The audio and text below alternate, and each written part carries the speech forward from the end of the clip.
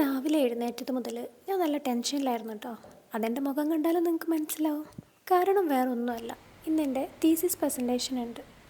Thesis എന്ന് പറയുന്നത് നമ്മൾ 3 വർഷം കഷ്ടപ്പെട്ട് ഒരു ഡിസീസിൽ ഒരു മരുന്നിൻ്റെ എഫക്റ്റിനെ കുറിച്ച് റിസർച്ച് ചെയ്ത് കണ്ടുപിടിക്കുന്നതാണ്. ഇന്ന് 2 പ്രസൻറ്റേഷൻസ് ഉണ്ടായിരുന്നു, എൻ്റെതും സ്റ്റേഷ ചേച്ചിയുടേതും.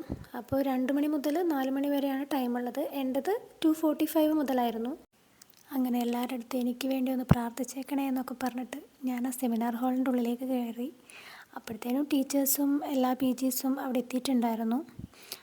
അങ്ങനെ സ്റ്റീഷ ചേച്ചിയുടെ പ്രസൻറ്റേഷൻ കഴിഞ്ഞിട്ട് നെക്സ്റ്റ് എൻ്റെ ഊഴായി.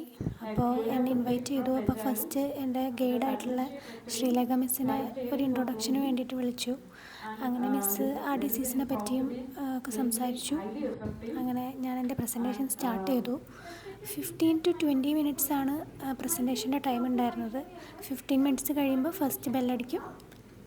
ഞാൻ സ്റ്റഡി നടത്തിയിട്ടുണ്ടായിരുന്നത് ഫിഷർ നാനോയിലായിരുന്നു. എൻ്റെ പ്രസൻറ്റേഷൻ തുടങ്ങിയപ്പോഴത്തേനും അവിടെ ചായ കൊടുത്ത് തുടങ്ങിയിട്ടുണ്ടായിരുന്നു കേട്ടോ. എനിക്ക് പക്ഷേ 15 മിനിറ്റ് ഒന്നും വേണ്ടി വന്നില്ല.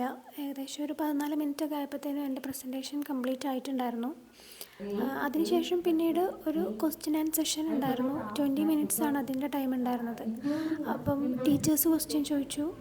അതുപോലെ തന്നെ PGസും ക്വസ്റ്റ്യൻ ചോദിക്കണമെന്ന് നിർബന്ധമായിട്ടും പറഞ്ഞിട്ടുണ്ടായിരുന്നു. അങ്ങനെ എന്നോട് ചോദിച്ച ക്വസ്റ്റ്യൻസിനൊക്കെ കുഴപ്പമില്ലാത്ത രീതിയിൽ ആൻസർ പറയാൻ സാധിച്ചു. അതിൽ വളരെ സന്തോഷം തോന്നി. പിന്നെ കുറച്ച് സജഷൻസൊക്കെ പറഞ്ഞിട്ടുണ്ടായിരുന്നു, എന്തൊക്കെ കറക്ഷൻസ് വരുത്തണം, അതുപോലെ ശ്രദ്ധിക്കേണ്ട കാര്യങ്ങളൊക്കെ ടീച്ചേഴ്സ് പറഞ്ഞു തന്നു. ലാസ്റ്റ് ശ്രീലേഖ മിസ്സിനെ കൊണ്ട് തന്നെ ഒരു കൺക്ലൂഷൻ ഉണ്ടായിരുന്നു. അതോടുകൂടി എൻ്റെ പ്രസൻറ്റേഷൻ അവസാനിച്ചു. അത് കഴിഞ്ഞപ്പോൾ തന്നെ മനസ്സിൽ എന്തൊരു സമാധാനമായിരുന്നു എന്നറിയാമോ. പറഞ്ഞറിയിക്കാൻ പറ്റാത്തത്ര സമാധാനം ഉണ്ടായിരുന്നു.